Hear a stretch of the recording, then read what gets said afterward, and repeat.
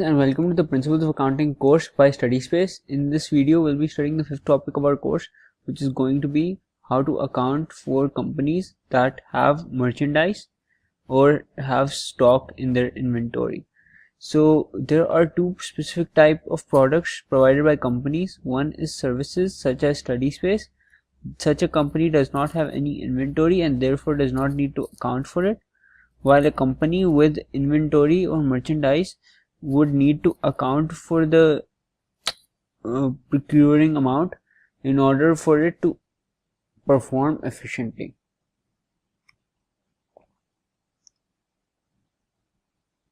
So before we begin, first we're going to look at one of the two methods of accounting for merchandising companies. These two methods are perpetual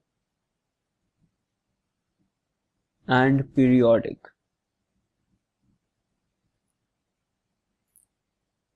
So in this video, we're going to be doing the perpetual method, and I'm going to show you how the perpetual method accounts for purchases and sales and how the income statement for the perpetual method is drawn up.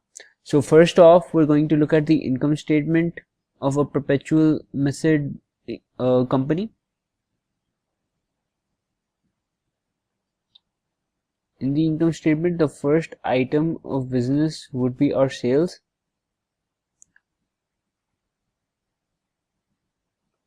And out of that, we would subtract our cost, our sales returns,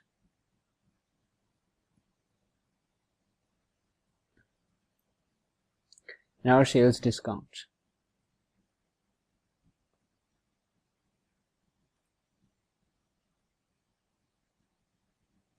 That would leave us with our net sales. After our net sales, we would then subtract our cost of goods sold,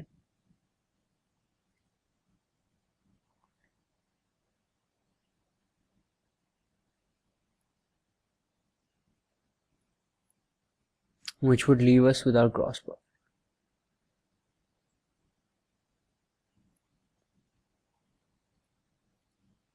The reason for us simply having cost of goods sold in perpetual system is because we account for all our inventory changes within the inventory account and therefore do not need a separate section in the balance sheet to account for the changes in our cost of goods sold.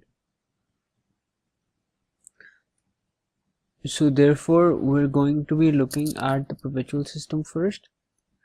Before we begin, we're going to look at two important terms: FOB shipping point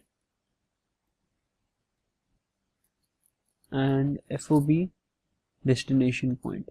FOB shipping point refers to the cost paid by a buyer for transportation of the goods, and FOB destination point refers to the cost incurred by the seller.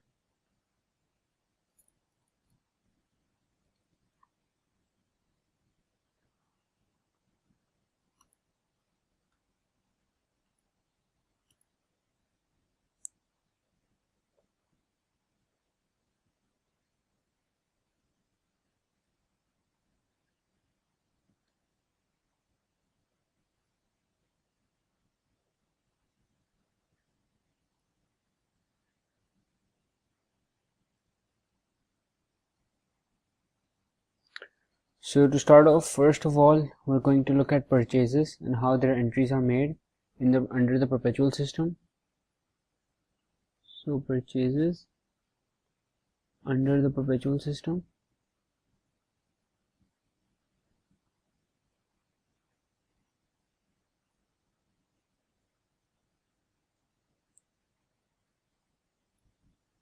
First, we're going to look at how a normal purchase would be recorded in the case of perpetual.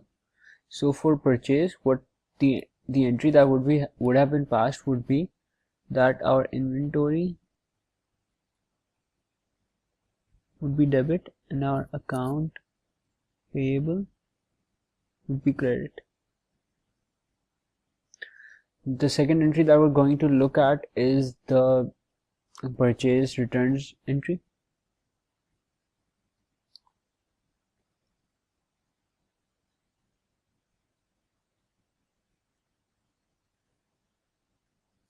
In this entry, the scenario would have been that accounts payable would have been reduced,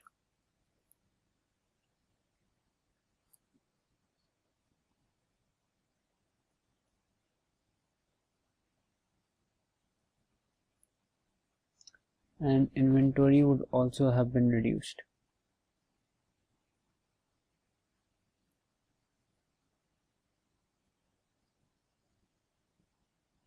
Now the third entry would be the entry for purchase discount. This is when we're paying back the supplier and they charge us a certain discount.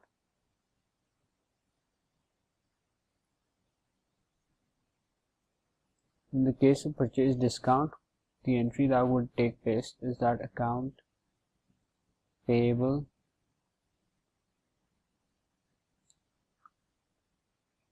debit, inventory credit, and cash credit. Now the reason why we decreased our inventory is because inventory's value to us decreased.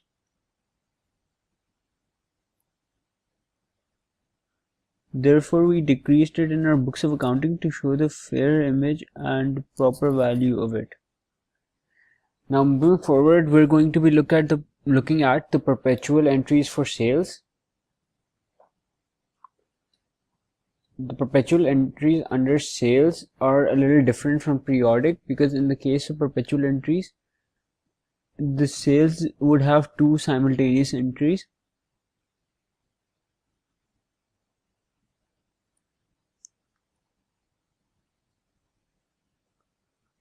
The first, in the case of sales, would be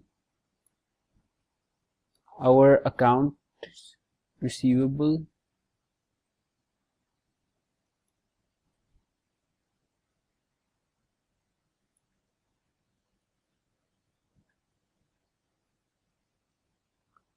debit and our revenue credit.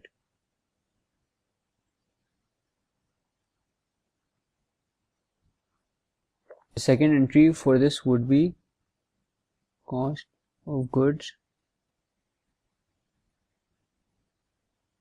debit and inventory credit. Now moving forward, we're going to look at what would happen in the case of sales returns.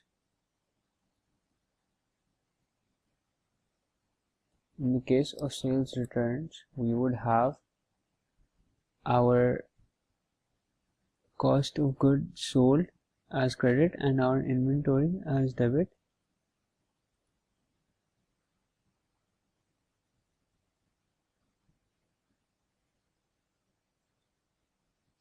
And our accounts receivable would decrease, but against it we would create a new account known as sales returns, and we would charge accounts receivable decrease by debiting sales returns and crediting accounts receivables.